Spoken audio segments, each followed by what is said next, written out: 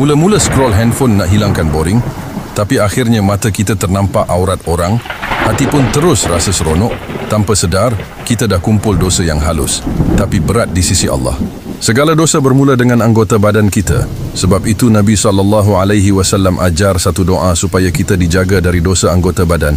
Baginda berdoa, Allahumma inni a'udzu bika min syarri sam'i wa min syarri basari wa min syarri lisani wa min syarri qalbi wa min syarri maniyyi. Ya Allah, aku berlindung kepadamu dari kejahatan pendengaranku, penglihatanku, lidahku, hatiku dan nafsuku. Cara nak amal doa tadi, baca selepas solat atau waktu sunyi malam. Ulang 3 kali perlahan dengan kesedaran setiap anggota disebut. Untuk kesan yang lebih kuat, tambah doa ni selepas doa tadi. Allahumma ati nafsi taqwaha.